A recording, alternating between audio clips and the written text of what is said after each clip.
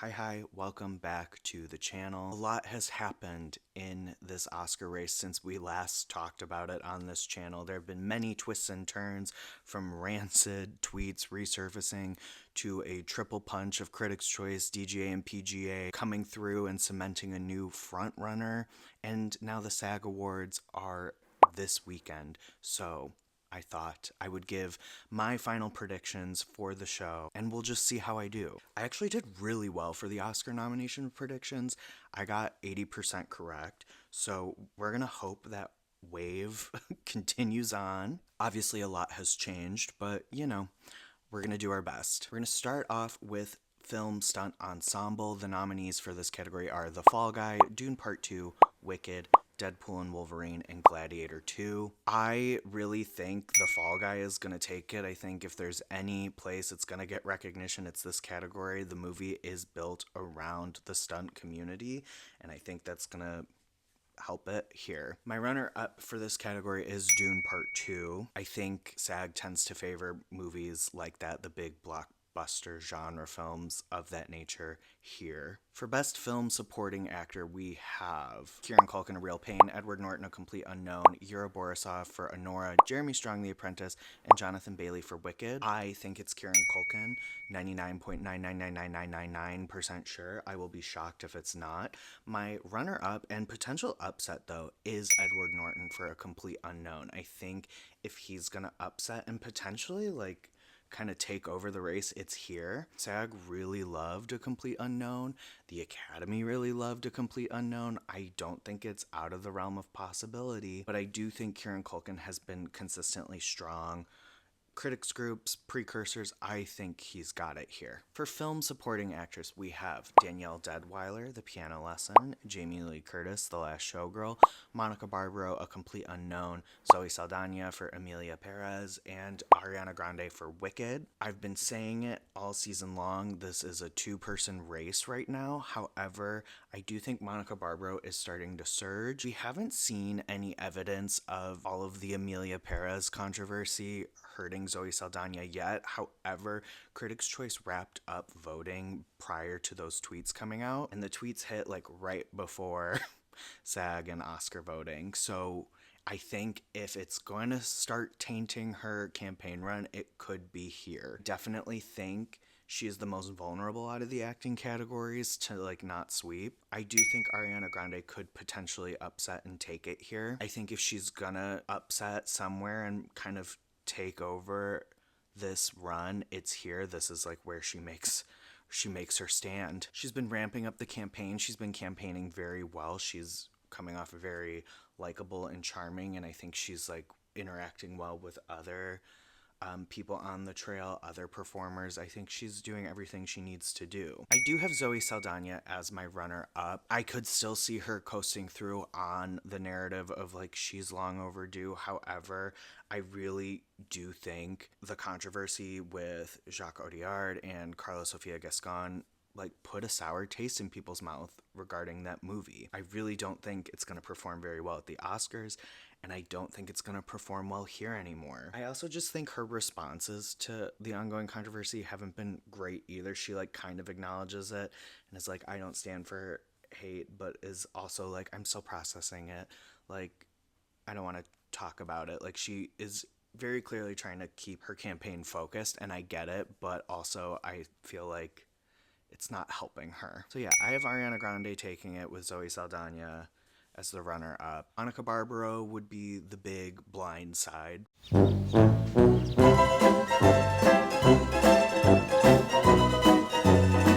For Best Lead Actor, we have Coleman Domingo, Sing Sing, Daniel Craig, Queer, Ralph Fiennes, Conclave, Timothée Chalamet, A Complete Unknown, and Adrian Brody, The Brutalist. I thought this race a couple months ago was gonna be a bit more up in the air. I thought it was gonna kind of be a little more split. One of these guys would take this award, one would take Critics' Choice, one would take SAG, one would take BAFTA, and it doesn't look like it's gonna be the case. I initially thought Timothée Chalamet would come out victorious here, or even Coleman Domingo. I think this is like the show that makes sense to reward them. But I do have Adrian Brody taking it. He took the Globe, he took Critics' Choice. It seems to be a bit more solidified than it looked heading into the season. When he has won, his speeches have been right on the money. I think they've been great speeches. His campaign has been pretty standard. I love Timothy Chalamet's campaign, for the record. It's very out of the box. It's very different. He's definitely appealing to like younger people promoting this movie. I don't know how that will go for him with like an awards body that is older. But I have him in my number 2 slot. Again, I think if he's gonna show up and kind of throw a wrench in the game, this is the one, kind of similarly to Ariana Grande. Like at this point, I think it would be here. But I have Adrian Brody taking it. I'm just talking in circles. It's fine. For film actress, the nominees are Pamela Anderson, The Last Showgirl, Mikey Madison, Honora, Cynthia Erivo, Wicked, Carla Sofia Gascon, Amelia Perez, and Demi Moore, The Substance. Now, there's been a shift in the air, right? On the weekend of February 7th, Honora took home Critics' Choice, Best Picture. It won nothing else. It just got Best Picture. A lot of us were like, oh, okay. And then it won DGA, the Directors Guild Award. And then it took home PGA, which winning both of those is a pretty solid indicator of your Best Picture frontrunner. PGA alone is a solid indicator, but both of those, I think it's our new Best Picture frontrunner. And by proxy, a lot of people were saying Mikey Madison is going to win SAG. She's not dead in the water yet. A lot of people have been citing that factor, plus the fact that SAG seemed to really like Honora, as Mikey Madison winning it. I do not think she's winning it. I don't really have a reason to believe she's taking it, but I do have her in my number 2 spot right now. I could also see like a wild card where Cynthia Erivo takes it, just because of the love and passion SAG had for Wicked. And we'll get more into that as we get to Best Ensemble. Like, I feel like maybe there's just a Wicked wave going through, so I have her at 3. However, my number 1 spot is still Demi Moore. Yes, Mikey Madison has the front runner now. She is like the face of the front runner film. However, Demi Moore has the narrative, right? They love a narrative. Her last couple of speeches at the shows she's won at have been great. She's really furthering that narrative.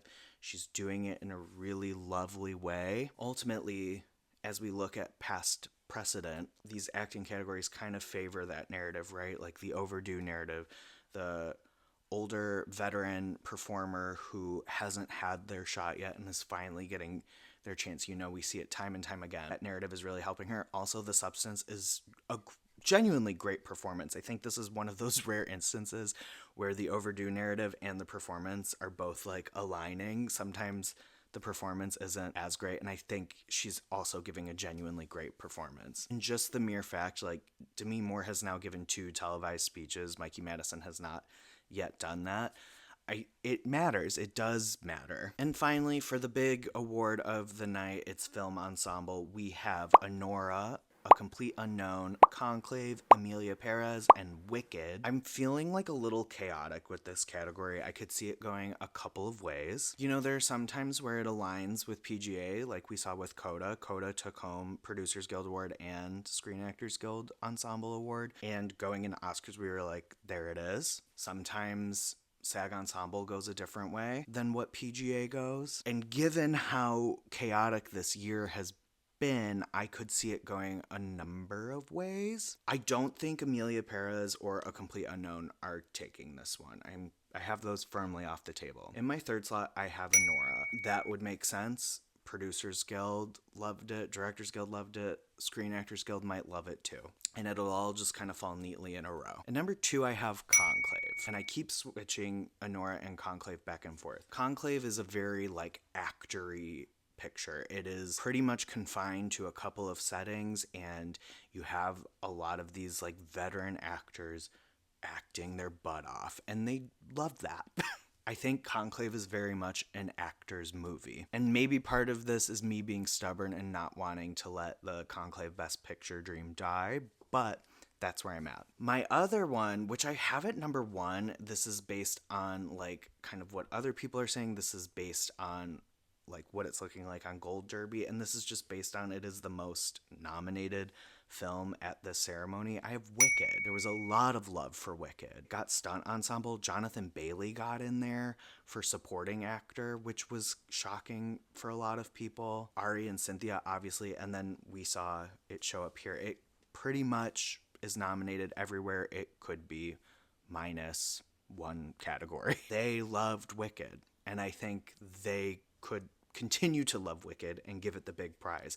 And this wouldn't be shocking. There have been times where SAG has given it to like a big, showier blockbuster. I think this film is big and showy, and it really has like an ensemble that gets to shine. I think sometimes SAG likes to kind of throw a curveball when it comes to ensemble. It reminds me a bit of the 2019 ceremony where they gave Black Panther ensemble and Green Book won Producers Guild. Feels similar in the sense that both Wicked and Black Panther are these big spectacle blockbusters. You know, Wicked is a musical and Black Panther is a superhero film, but like they are big. They have a big budget.